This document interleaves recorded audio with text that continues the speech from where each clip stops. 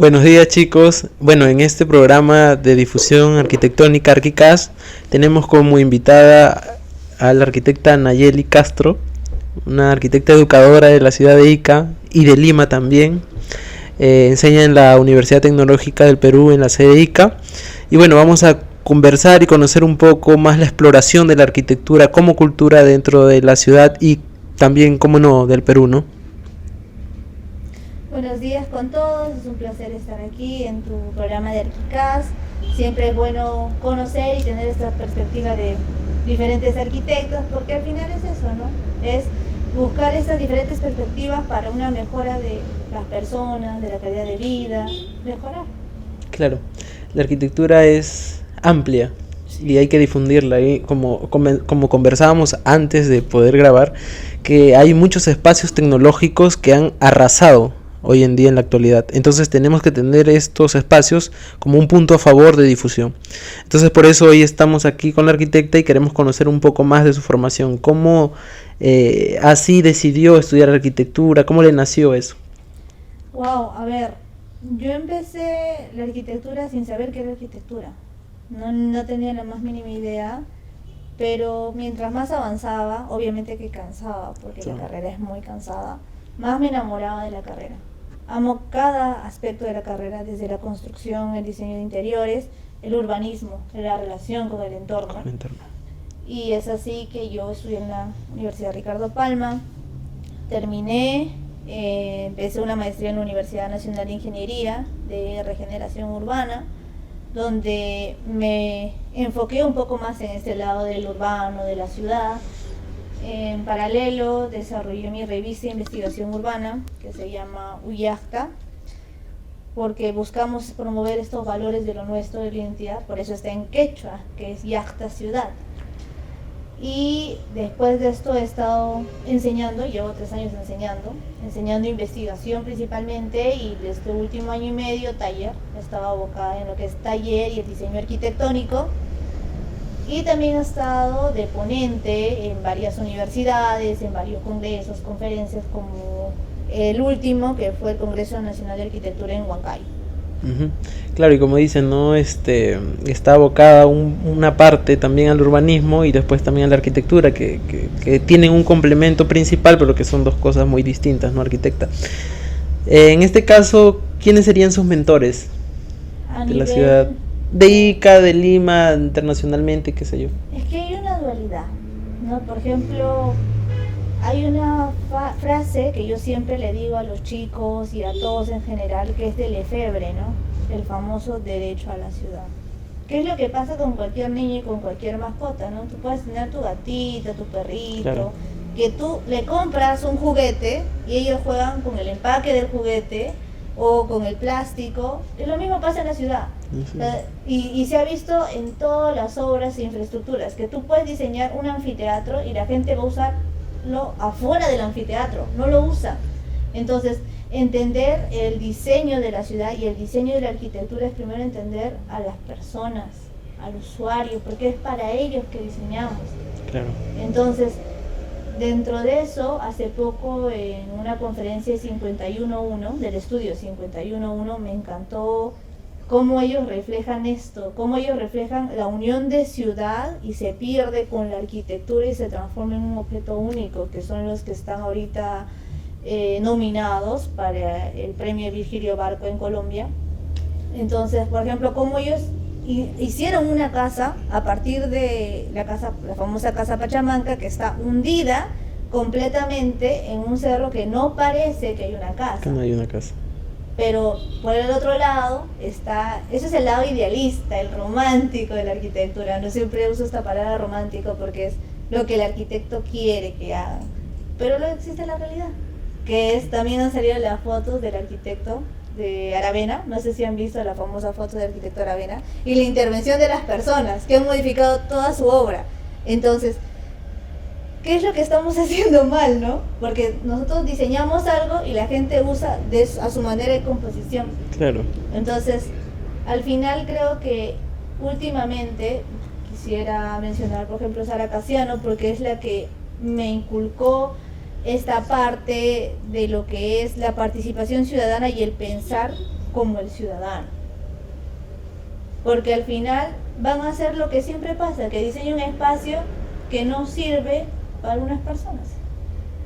Y eso es muy común, ¿no? Si tú usas o haces una infraestructura en la que no has percibido el entorno, las personas o todo lo que tú quieras, va a pasar lo que ha pasado en todas las partes del mundo, que son elefantes blancos, como es la Biblioteca España, en Colombia, ¿no? Que tiene un concepto, se gastó millones y millones de dólares para hacer una mega biblioteca en un cerro empinado, en donde la población no se sentía identificada con eso. Y como no se sentía identificada, no iba. Lo mismo pasa con un parque o un espacio público. Si la población no se siente identificada con esta, ¿qué pasa? No hay mantenimiento, se genera desusos, vulnera la ciudad. Entonces, yo pienso que hay que retroceder un poco más al lado más humanista, o sea, pensar en las personas, porque es para ellos que hacemos todo. Claro, ponernos en los zapatos de los ciudadanos, Del ¿no? caminante. Del usuario, más que todo, ¿no? Ver qué es lo que necesitan, como dice usted, ¿no? O sea, nosotros plasmamos ideas, pueden ser conceptuales, ¿no? Pero si no identifican a la persona con eso, no sirve para nada, se queda en desuso. Sí. Y, arquitecta, ¿puede comentarnos de algunos de los proyectos que usted ha realizado, los más significativos, por supuesto?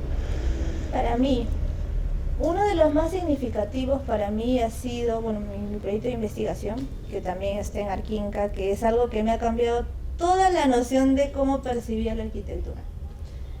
¿Por qué? Porque está muy enfocado en lo que comentamos, la participación ciudadana.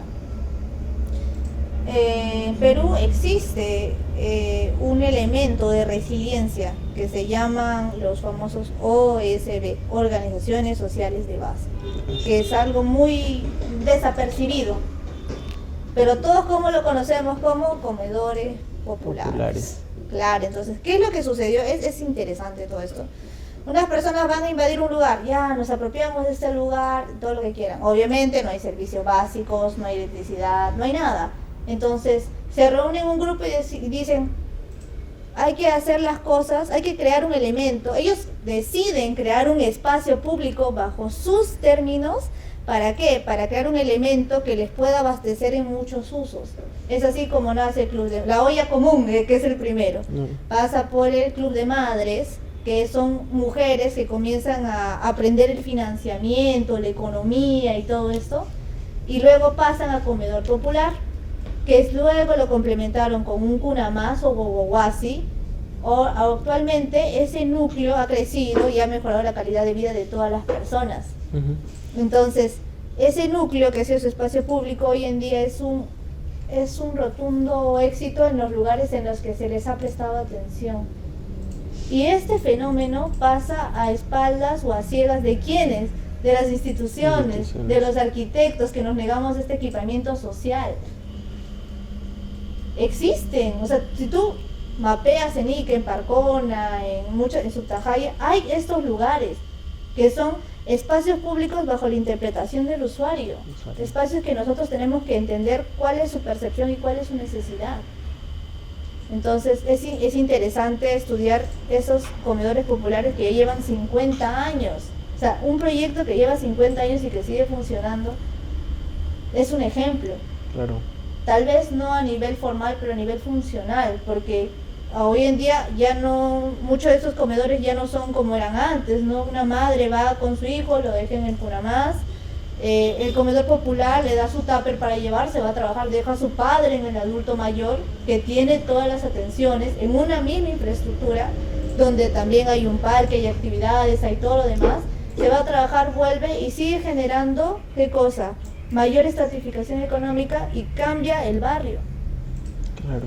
Y no solamente es eso, sino que al ser construido por ellos, lo cuidan y hacen de que esto pueda mejorar cada vez más, y los espacios son tan versátiles que hacen que se vayan acoplando a diferentes espacios. Y hace poco, en una investigación que se estuvo viendo con algunos compañeros, se dio que esto era el elemento clave funcional, no solamente en los asentamientos humanos, sino también en comunidades nativas, que el espacio más importante es la casa comunal, donde usa para funerales, para bibliotecas, para comedores, para eventos. Un espacio multiuso. Es un espacio multiusos que a mí me cambió la percepción completa. Claro, es que todo eso es realidad social, pues, ¿no? Eso sucede en el entorno urbano. Eso sucede en el entorno urbano. Entonces, es algo que permite que la ciudad cambie. Y yo dije, mira, qué interesante fenómeno que pasa en Perú, y me equivoqué, porque pasa en toda Latinoamérica. En todo el mundo. Y en todo el mundo, ¿no? Entonces, incluso esa fue la clave para los famosos proyectos urbanos integrales, los famosos PUI de Colombia. Entonces, ahí es cuando entendí que en verdad la percepción de las personas es lo que más pesa. Es lo que más pesa. Y la construcción de la identidad. Claro, debemos de acoplarnos a esa condición que dicen, ¿no? Condición del usuario. Sí. Bueno, abocando ya a este punto de arquitectura que sale en medio de la ciudad, ¿qué opina del crecimiento horizontal que se está adentrando en la ciudad de Ica? Es igual que los inicios de Lima o de cualquier ciudad que intentó hacer una ciudad satélite, ¿no? Que es, tenemos una centralidad acá, nos alejamos y todo lo demás se va llenando, ¿no? En este caso, obviamente va a empezar a aparecer el famoso congestión vehicular. La complicación de ¿qué? De no hacer los núcleos, las centralidades correctas. Porque una centralidad tiene que abastecer un ratio y un rango. Claro. Entonces, si nosotros agarramos y comenzamos a poner proyectos inmobiliarios lejos, o lotes lejos, ¿qué van a hacer? Van a hacer de que esa persona tenga que llegar hasta el centro para que se pueda abastecer, para que pase todo y de ahí volver. Aumentas el tráfico, pierdes espacio público, se alejan del espacio de calidad urbana, entonces... Claro, hay una centralidad en la ciudad ahora. Tendría que haber más centralidades para seguir creciendo horizontalmente. Claro, exacto. Por ejemplo, hay un punto muy importante de la autora Virginia Marsal que decía la ciudad 15 minutos, si no recuerdo. Esa ciudad se concentraba principalmente en tener todos los equipamientos dentro de ese espacio informal, por así decirlo, ¿no? Que suplan todas las necesidades sin tener que venir a la ciudad como tal, o sea, sin tener que venir a esta centralidad de ciudad, ¿no? ¿Qué opina acerca de eso? A ver, a mí me encanta Lima Metropolitana. Me encanta, ¿por qué? Porque es una ciudad rompecabezas laboratorio y una ciudad resumen de todo el Perú.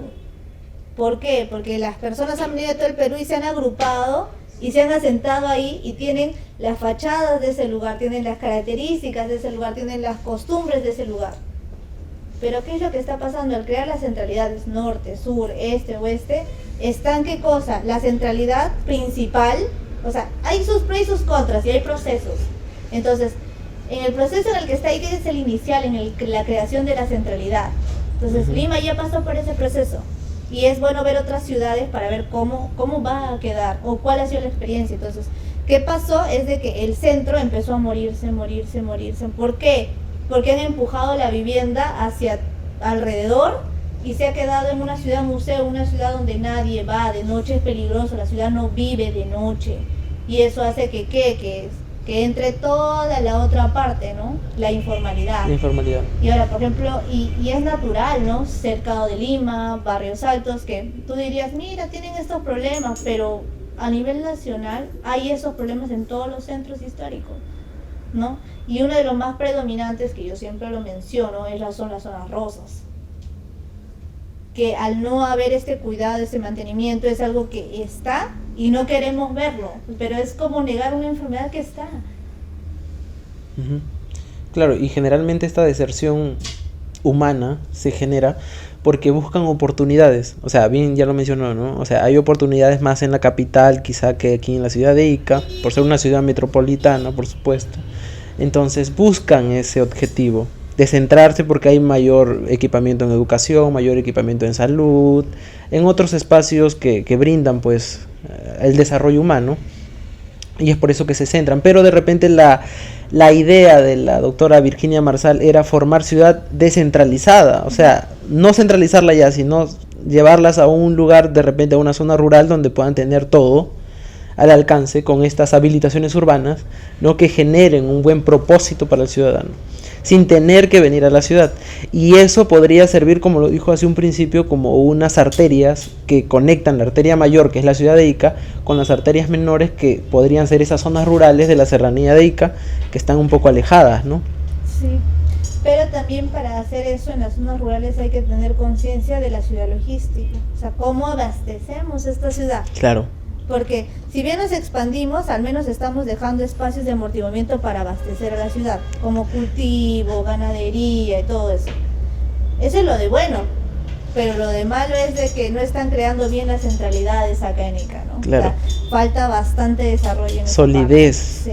O sea, es un chambón ser arquitecto, ¿sabes? Y planificador también, porque desde eso nace, pues, ¿no? Justamente lo conversábamos, de un proyecto nace de la ciudad, de todos los problemas, de todas las carencias que tiene la ciudad. Por ejemplo, la carencia de informalidad urbana, pues nace una ciudad planificada, desarrollada, que antes ha sido desordenada, desorbitada y todo lo demás, pero hay una condición de querer trabajar y evolucionar. Arquitecta, ¿cuáles son sus inquietudes respecto a la ciudad? Puede ser de manera general, o sea, no específicamente en Ica. Respecto a la ciudad, hay muchos problemas, pero me encanta el hecho romántico que muchos dicen de que la ciudad es un ser viviente y hay que entenderlo como tal, ¿no? Entonces, pero también es en las infraestructuras, como tú dices, que ayudan a articular esta ciudad, ¿no? Por ejemplo, en el caso del proyecto que te mencioné, que fue convertir una OSB en algo más interesante a nivel espacial, que permitiera unir 3 distritos, que fue San Martín de Porres, Los Olivos y Puente Piedra, que estuvo de asesor el arquitecto Juvenal Baraco, que nos ayudó bastante en el diseño y la percepción que él tiene. Él es una persona que te da bastante libertad al momento de diseño y te sabe orientar. Y yo ya lo conocí un poco mayor, y a pesar de eso, tiene un conocimiento bárbaro, en verdad. Porque nosotros le decíamos, mire, queremos agarrar esta parte de acá, y nos decía, pero acá existe esto, yo he visto esto en este proyecto, porque él fue el que hizo la habilitación urbana de Ventanilla. Y entonces se conocía toda esa zona, ¿no? Sí. Entonces sabía todas las inquietudes y todo lo que pasa ahí. Y no solamente llegaba ahí, sino también cómo desarrollaba la forma, cómo es su percepción de la forma de él, cómo es su conceptualización de su trabajo, de él y de su taller, que en verdad es muy interesante, que también es lo expresado en el estudio 51.1 que te mencioné, que usan como las pautas de lo que son los niveles de Huaca, que son nivel 3, de manzana, de metáfora, que también lo imparte Laurin. Y es ese estudio de la forma que también viene con toda la nueva innovación de los talleres básicos, ¿no? Que también se enseñan allá. Claro, sí, justamente usted mencionaba esa parte de la desconexión de la ciudad, porque se genera principalmente por el crecimiento y por la falta o la insuficiencia del equipamiento básico e incluso de la ciudad, ¿no? Y claro, y cuando habla de planificación urbana con Baraco, habla de una planificación bien centralizada, una planificación bien pensada, que en realidad va a nutrir un poco más la ciudad y va a ayudar a los ciudadanos a poder conectarse mejor, ¿no? Sí, porque siempre ya hemos una propuesta, al menos de mis tiempos, que no está hace tanto, no está muy lejano, es el desarrollo de espacios versátiles y mixtos, y es algo que siempre se tratan de impartir, ¿no? Por ejemplo, equipamientos que puedan tener muchos espacios que puedan abastecer un ratio de influencia de la ciudad, que eso era antes de lo último, que es generar híbridos. Claro. Entonces, desde el punto de vista social, es crear un híbrido prácticamente de abastecimiento social, que en el proyecto el arquitecto nos orientó por hacerlo para el entorno, que justo era un entorno vulnerable completamente. Entonces se vio comedores populares, centro de desarrollo de la mujer, adulto mayor, posta médica, los famosos CETPROS. Amo la teoría de los CETPROS, que no sé si la conoces, que es la facilidad del acceso a un alumno para poder desarrollar un trabajo en poco tiempo, 3 años, 4 años, y lo puedes convalidar con una carrera universitaria. Sí. Claro, es como una carrera técnica, ¿no? Es o sea, una carrera técnica del Estado. Que te ayuda, pues, ¿no? A llegar a una carrera profesional, sí, digamos, lograda. Y lastimosamente son los más abandonados. Claro, exacto, eso sí. Creo que la educación está un poco desvalorada aquí porque, o sea, la educación es un privilegio poder estudiarla para algunos, porque no, bueno, es libre y todo lo demás, pero es un privilegio estudiarla. No todos tienen las mismas facilidades, no todos estudian en una universidad buena o incluso en las públicas tampoco, es un poco difícil acceder, ¿no? Entonces quizá por eso también. O sea, hay muchos factores que no solamente enferman la ciudad, sino que los traen de llegada, o sea, los tiene amarrados, ¿no? Sí, pero por ejemplo los CETPROS son una muy buena estrategia de cambio. Exacto. ¿Por qué?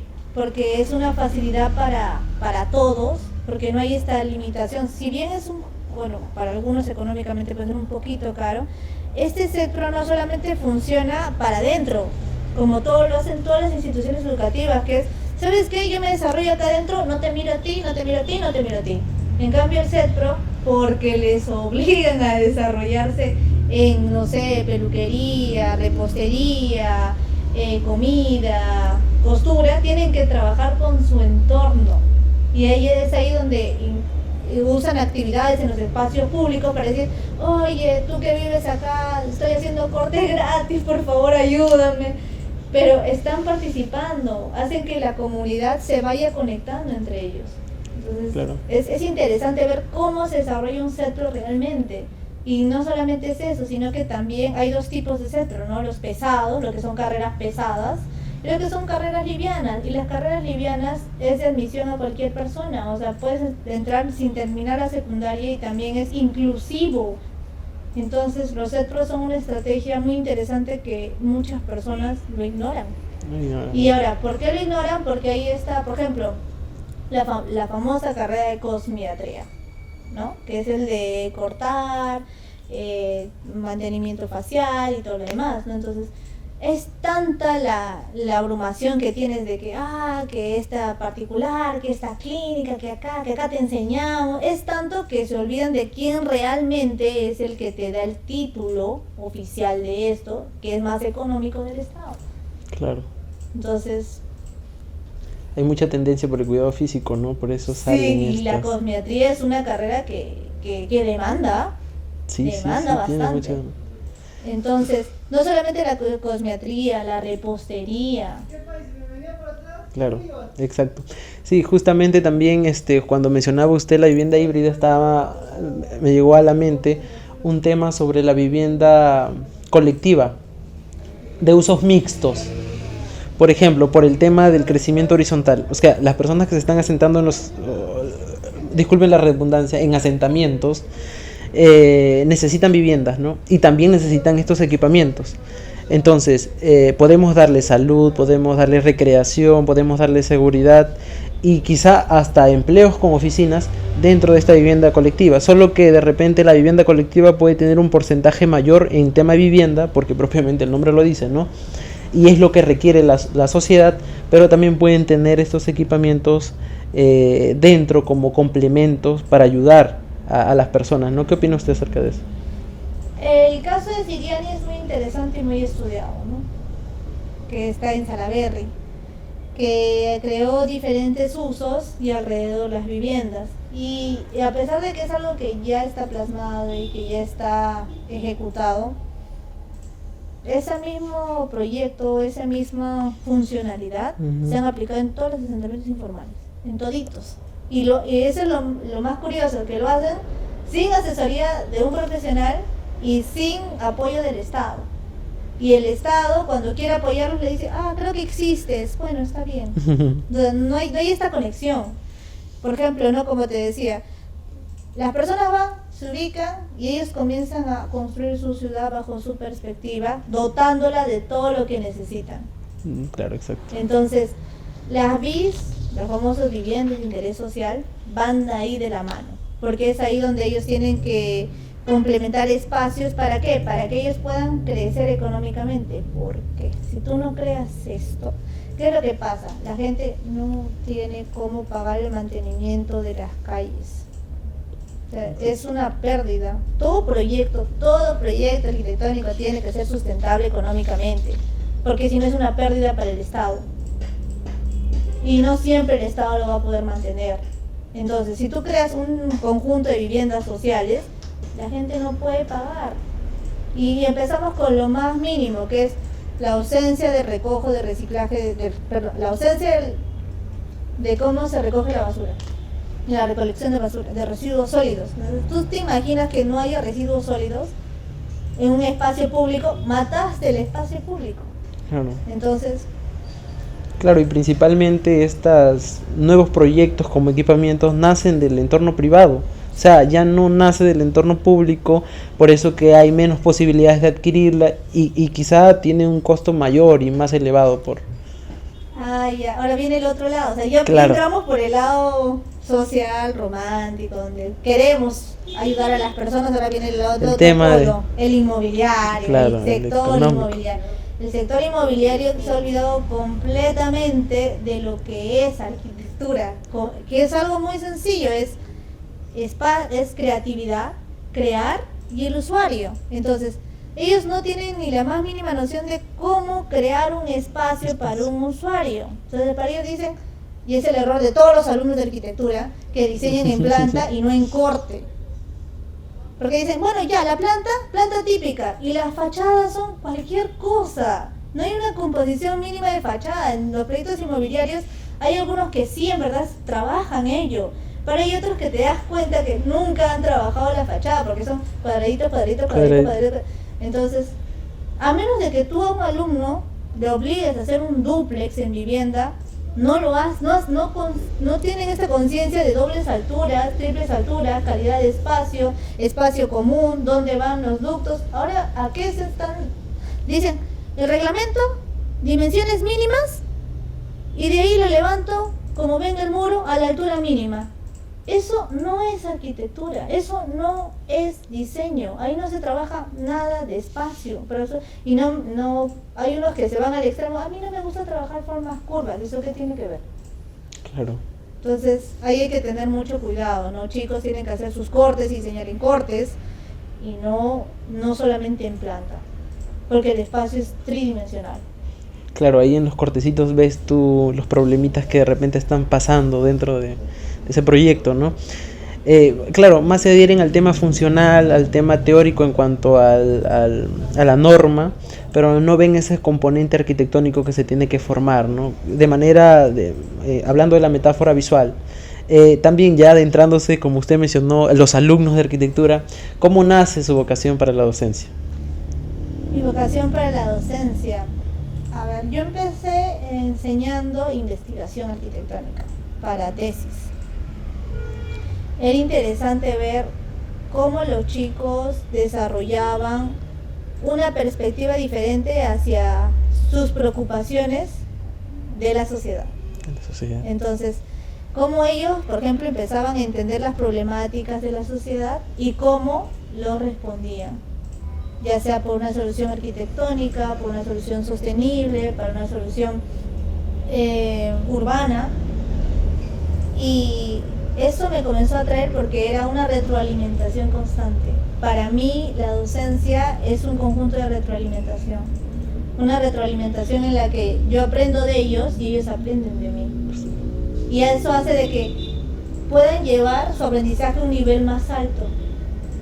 Porque si no, el docente da, y al final el alumno no sabe si entendió o no entendió. Porque al final, cuando tú estás afuera, No, acá no importa si jalaste ocho veces taller o 8 veces construcción, sino es lo que en verdad has aprendido. Entonces, al final no es el hecho de que, bueno, ya acabé la carrera, entonces supuestamente soy arquitecto, muy fácil, supuestamente soy arquitecto, pero realmente ¿qué has aprendido? Y también como docente, si tú te pones en una posición en la que tú no estableces un proceso de retroalimentación, tú comienzas a marchitarte. ¿Por qué? Porque no hay esa retroalimentación, ¿no? Como te comentaba, los chicos me dijeron, arquitecta, ¿sabes qué? Nosotros tenemos la limitación de nuestras computadoras y no podemos sacar renders, ¿no? Entonces, pensar en los chicos tienen ese problema, cómo yo afronto eso como docente, porque para mí jamás ha sido una opción, esto no se entrega, no, jamás, se pide eso y eso se entrega. Siempre hay una solución. Siempre tiene que haber una solución, ¿no? Arquitecta, no tengo economía para hacer mis muebles, un montón de tutoriales de cómo hacerlo con papel. Con papel, ahí está. Toma, aquí está, toma papel. Entonces, también es eso, ¿no? Me pasé una semana investigando las IAs, cómo funcionaban, cómo se desarrollaban. Ya en clase vamos a empezar a usar las IAs. Esto se hace de esta manera, esta manera, esta manera, esta manera, esta manera. Esa es la cuenta, tomen, explórenla, indaguen. Y eso es lo interesante, que cada vez, o sea, con cada curso, siempre hay ese proceso de retroalimentación que es muy interesante. Claro, la tecnología ha evolucionado mucho y justamente usted lo mencionaba, ¿no? No hay limitación en nada, siempre existe una solución al final, sí, siempre. Claro, y justamente usted me mencionaba de que, por ejemplo, esta tecnología de las hayas, o sea, pueden diseñar una maquetita, no es necesidad de hacer un volumen en 3D o un equipo o utilizar un equipo tecnológico, y te renderiza totalmente parecido a una de realidad virtual, o sea, a un programa de realidad virtual. Entonces no hay excusas, o sea, sí se puede desarrollar. Sí nos lleva de avance, pero hay que acoplarnos a esa posibilidad de poder realizar trabajos en esos programas. Claro, usualmente es como se comentó, ¿no? Este miedo de que el alumno no está explorando bien su creatividad. No es tanto, es como el Google, ¿no? Si tú buscas una información, obviamente que a esas alturas que estamos con profesionales, con semiprofesionales, no me vas a traer un informe de Wikipedia, ¿no? Claro. O sea, es ilógico, es igual. Lo mismo pasa con las IAs, uno tiene que saber discernir y primero componer algo, una maqueta volumétrica, o sea, siempre iba de la mano, ¿no? Una maqueta volumétrica que exprese lo que quieres hacer a nivel de forma y luego lo pasas por una IA para ver si hay materiales que puedan funcionar o no. O sea, claro, siempre iban de la mano. Y también es ahí donde te das cuenta cuándo te pueden engañar y cuándo no. Claro, sí, entonces, por ejemplo, para mí es muy fácil porque lo primero que trato de hacer, aunque es muy cansado, es entender el lenguaje de cada alumno en arquitectura. De leer su identidad personal. Es cansado, o sea, no te voy a negar que no es cansado porque tienes que memorizarte primero el alumno. Y son varios alumnos. Un análisis psicológico, psíquico. Sí, siempre les digo, ¿no? Chicos, cada uno tiene su identidad. Entonces, para mí, lo más pesado es primero conocer tu identidad, que no solamente es en la maqueta, sino en el panel. Y en tu forma de vestir. Todo lo que tú eres tiene que expresarse desde la diagramación en un panel hasta el proceso arquitectónico en el diseño. Entonces, si tú me vienes con algo que no es así, yo te voy a hacer preguntas y si no sabes contestar, obviamente que no las has hecho tú. Entonces es fácil para mí. Entonces yo miro esto y digo, ¿quién te lo ha hecho? No ha salido de ti. No ha salido de ti. Entonces, por eso siempre es bueno plasmar como que micro ejercicios para ver cómo es su expresión. Porque hay algunos que curvas se les da algo tan natural, pero obviamente hay fallas que se tienen que asesorar. Claro, hay falencias que se pueden corregir también. Claro, no, para eso estamos nosotros, para decir, por ahí no va un poquito para la derecha, ¿no? Para que puedas investigar todo este mundo nuevo. Claro. Hay otros que sí les sale más rápido, pero también hay muchos que se frustran. La arquitectura, hay una frase que es bonita, ¿no? La inspiración sí existe, pero existe si te encuentras trabajando con las manos en la maqueta, estando ahí. No es que, y muchos se frustran por eso, muchos alumnos se frustran por eso, porque dicen, ¿por qué a mi amigo o a todos les sale tan rápido y a mí no? Y no es que a los otros les ha salido rápido, es que han tenido suerte. Es la verdad. Claro. Un proceso de inspiración no es que viene de la noche a la mañana y dice, yo no tengo vocación porque simplemente no me sale a la primera como los demás. No es así. No es así. Muchos de los arquitectos o muchos de los proyectistas le damos 1001 vueltas al proyecto. Sí. Y estamos ahí. Por ejemplo, la mejor forma de diseñar para mí es en maqueta, no es en dibujo. Claro, ahí ves los volúmenes arquitectónicos, Sí. ves en qué estás fallando, O sea, puede que qué no puedes corregir.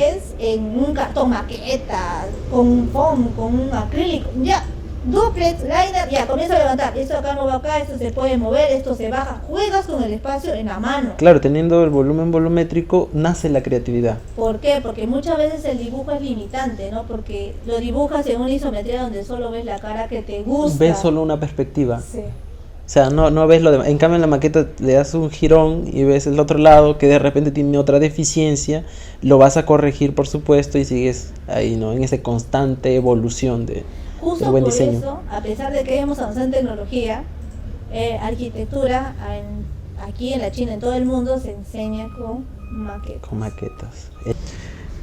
Sí, pues arquitecta, como lo mencionábamos hace rato, ¿no? La arquitectura es la voluntad de lo que quiere la sociedad en realidad.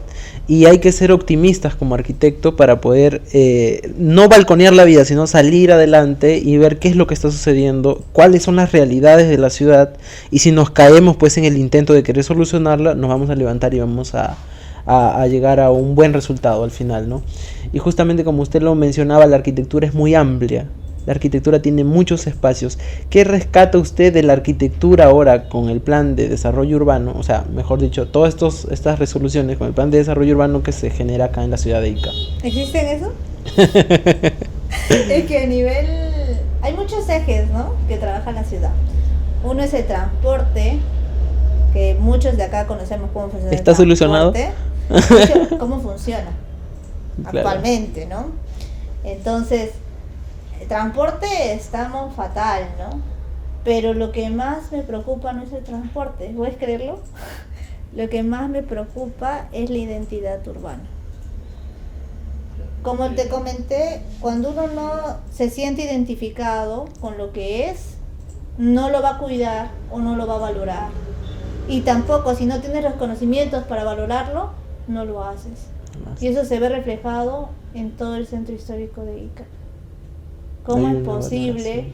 que egresados de arquitectura, alumnos de noveno, octavo, no sepan, eso fue dirigido, no sepan qué tipo de arquitectura es la catedral, no sepan dónde está la catedral, no sepan qué es un friso, no sepan qué es un tambor, que es lo básico? Ujú.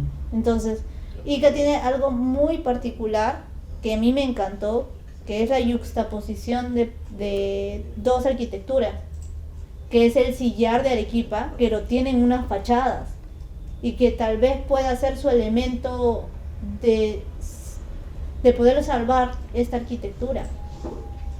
Ujú. Y algo que en lo particular siempre me pregunto y siempre lo he marcado en muchos de los cursos es la existencia del patrimonio moderno, que es, nosotros conocemos lo que es el famoso patrimonio, que es lo que ya existe, El patrimonio edificado. el patrimonio edificado y el patrimonio cultural, lo que ya existe. Pero la pregunta de esta generación es, ¿qué dejo yo a futuro? Eso es el patrimonio moderno. Entonces, ¿tú qué estás aportando a futuro? Si tú no solamente es quejarse de decir, todo está mal y bueno, todo va a seguir mal. No, sino decir, todo está mal y creo que se puede cambiar de esta Y manera. que se puede mejorar. de Y esta que se manera. puede mejorar. Y eso van a ser de los chicos de ahora. Claro. Pero si no tienen identidad urbana, ellos se van a bajar los patrimonios edificados, los patrimonios de espacio público, la identidad que tenían. ¿Sabes qué? Lo derrumbamos y construimos algo nuevo. Que también va a carecer de identidad. Claro, y no saben el valor. No saben histórico. el valor de lo que es. Claro. Entonces, eso para mí es lo más triste, porque para mí, que yo no soy de Ica, yo salgo de la municipalidad y digo, qué hermoso piso. Yo no he visto este piso a nivel nacional. Y la gente está como que pasando, y muchos de los que estudian arquitectura, arquitectos, Ni saben. ¿qué piso me estás hablando? Claro. Y yo, ¿perdón? chicos, tienen que observar la ciudad. O sea, no es solamente encerrarme en mi mundo y decir, bueno, voy a escuchar esta música. No, no es así. La ciudad existe, las personas existen. Siempre tengo que observar todo. El arquitecto se nutre de lo que ve. Claro. Se nutre de lo que ve, de los espacios y la sensación que le generan para poder expresarlo a futuro. Entonces, tú siempre que caminas tienes que ver, mira, ¿qué es esto? Ah, mira, esto tiene esto, tiene esto, tiene esto, tiene esto. Caminas por acá, tiene esto, tiene esto, tiene esto, tiene esto, ¿no? Por ejemplo, yo desde hace años, cada vez que camino por las calles, yo siempre apago el usuario, muchas veces, ¿no? Activo mi capa, apago el usuario y miro. Tiene esto, mira qué interesante color, tiene esta percepción, acá se ha aplicado esto, mira este material, ¿cómo va esta unión? Entonces, es eso. Y a veces muchas personas se quejan cuando caminan con arquitectos también, claro, ¿no? Porque están, mira esta rampa, mira esto no cumple. Entonces, es eso, ¿no? Pero siempre se olvidan de lo más básico. Siempre es eso. En casi todos los momentos olvidarse de lo más básico, que es cómo ves tú este espacio, cómo interpretas tú este espacio. ¿Para ti funciona o no funciona? Cuestiónate cómo lo podrías mejorar. Claro, estamos un poco desfasados en ese conocimiento en cuanto a reconocer estos espacios históricos y no darle ese valor fundamental. Y más que todos los alumnos, porque ellos están en constante formación, en constante desarrollo de la intelectualidad y por supuesto tendrían que tomar en cuenta estos patrimonios edificados, y no solo patrimonios edificados, sino patrimonios culturales como las dunas que encontramos, espacios culturales, disculpen, como las dunas que encontramos, ese valor que tiene mucho significado. Sí, porque recuerden que es como algo que crece, ¿no? O sea, si el centro está mal, va a seguir expandiéndose eso. Esa vulnerabilidad urbana va a expandirse más, y tú sigues creciendo, o sea, te sigues haciendo el indiferente de lo que está pasando y sigue creciendo, entonces al final vas a controlar algo, no controlas nada. Claro, y el crecimiento se está dando de manera ahora vertical, pero subiéndose a las dunas, o sea, en altura, pero en las dunas. O sea, no hay un desarrollo vertical en construcción como edificios grandes, sino hay de manera horizontal, pero subiéndose verticalmente a las dunas, o sea, en altura. Sí, por ejemplo, yo siempre me quejaba, al principio me quejaba, decía, en Lima, ¿no? San Cristóbal y San Cosme, qué horrible. Fui avanzando en el tiempo y dije, qué bonito, porque es interesante ver cómo esas personas han creado sus espacios públicos y sus ingresos, sus accesos, todo. Ellos lo han diseñado como ellos querían. Y funciona. Claro. Porque hay muchos espacios que tú los diseñas y no funciona. Entonces, Medellín es una gran lección de lo que es construir en cerros. En verdad, es una de las mayores lecciones que el arquitecto Echeverry es la razón por la cual ha estado dando Tech Talks, y es muy interesante ver cómo ellos lo ven desde otra perspectiva, ¿no? Claro, estas formas de también depende del espacio, porque por ejemplo hay unos chicos que trabajaron en Parcona y era divertido ver cómo había un lote subutilizado por la población y sembraron una planta que ellos consideraron que la regaban y la mantenían, y tú veías un árbol bonito, y en el medio o en el parque algo plantado por la municipalidad que se moría y se marchitaba y lo tenían que trasplantar. Claro, esto se da por el empirismo de creación social, o sea que lo crean las personas sin tener de repente algún conocimiento básico sobre la planificación de la ciudad, por supuesto, ¿no? Pero a esto se le llamarían las nuevas reurbanizaciones, o sea, reurbanizar estos espacios que pueden ser habitables, por supuesto, pero tomando en cuenta algunos problemas de seguridad, de vulnerabilidad, de peligro, ¿no? Que puede suceder. Claro. Están gentrificando. Que puede suceder. Tú te implantas acá, haces un nuevo lugar, cambias toda la zona, y como la gente ya no puede costearlo, se va a otra zona e invades otra nueva zona. Eso es gentrificar. Entonces, lo que están haciendo muchos inmobiliarios que tienen plata es gentrifican y sigue creciendo más. Entonces, ¿estaremos preparados para crecer edificatoriamente de manera vertical? Depende de la comodidad de las personas, pero también es preocupante, ¿sabes? Porque en este crecimiento informal y en esta ausencia de mercado inmobiliario hay un devalor del arquitecto, una falta de asesoría del arquitecto. Entonces hace de que tu valor como arquitecto, tu valor como proyecto sea bajo. Ahora, eso también es otra duda, ¿no? Que Ica, al tener pocos arquitectos, y es la clásica de todos, pero si el maestro me lo hace más barato, o el ingeniero me lo hace más barato. Costa menos. ¿Cuál es la diferencia entre un arquitecto y un ingeniero? La pregunta clásica que le hacen a todos, ¿no? Creo que es muy sencilla, ¿no? Si tú contratas un arquitecto, tú contratas una inversión y mejora de calidad de vida. Porque, por ejemplo, el arquitecto se dedica a hablar con la persona y decirle qué es lo que tú proyectas, qué es lo que tú quieres.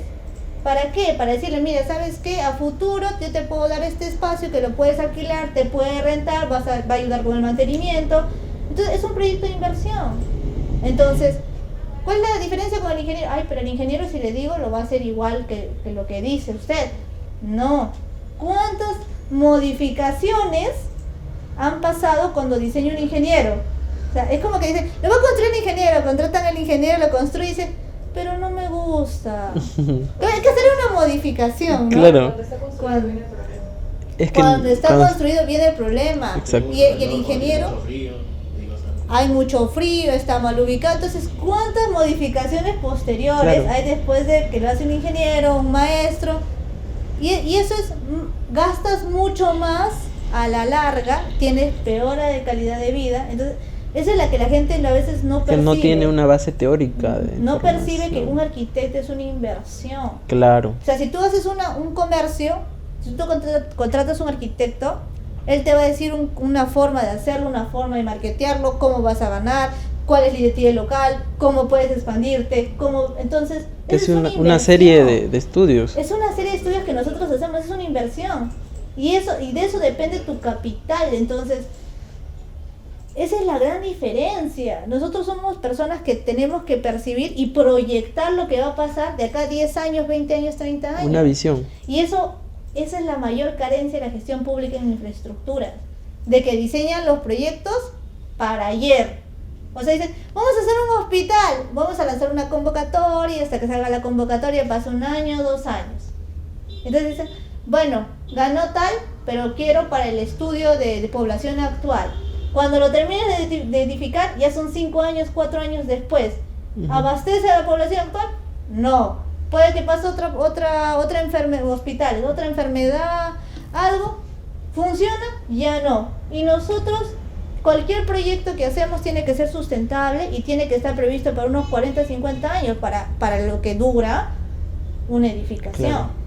Entonces, en gestión y planificación a nivel nacional, siempre ese es el mayor problema, que se paran obteniendo proyectos para ayer, cuando nosotros tenemos que hacer la visión japonesa, ¿no? De proyectar el momento mejor momento, no para la inauguración, sino para acá 20 años, 10 años, en el que todo funciona de maravilla. Tener un pensamiento futurista. O sea, pensar en el futuro. Claro, porque tú no estás diseñando una cosa reciclable. El problema son los tiempos políticos. Los tiempos, pero por eso, o sea, tú ya sabes eso. Y si yo te contrato... No importa contar que a mis 5 años hice esto y ya... Ahora, eso es otro tema. Que no, pero tiene que ver la condición profesional también, ¿no? Porque, sí. O sea, a ti te pueden contratar y dicen que dure mis 5 años nada más, no me interesa, pero te están contratando. Y tú como profesional tienes esa ética de decir, oye, tengo que pensar en el futuro de la sociedad. Y ahí viene también los famosos hijos bastardos que algunos decimos, porque nuestros proyectos son nuestros hijos. ¿Por qué se dice hijos bastardos? Porque tú agarras, haces un plan, un proyecto, y tú ves cómo lo construyes. Y cuando tú vas a la obra, ves que han hecho cualquier cosa, menos lo que está en el plano. Y esos son los famosos hijos bastardos, porque literalmente han cambiado todo tu diseño y al final tú dices, bueno, entonces yo me niego, y eso está pasando mucho, yo me niego y este es mi render, este es mi proyecto y no se pone en el real. Entonces lo hice con la IA. Lo hice con la IA. Entonces un arquitecto siempre tiene que acompañar un proyecto hasta el final. Claro. Sí, arquitecta, entonces ya para culminar previo de la entrevista, ¿cuál sería su mensaje para los jóvenes de ahora para que tengan ese optimismo y esa empatía con la sociedad? Con la sociedad. Miren chicos, los arquitectos diseñamos para dar calidad de vida. Por favor, no maten a las personas. Ya. Muy bien chicos, muchas gracias por seguirnos, suscríbanse, así vamos a tener más entrevistas con más arquitectos y vamos a tener una perspectiva de la arquitectura en la ciudad un poco más amplia. Muchas gracias, hasta luego.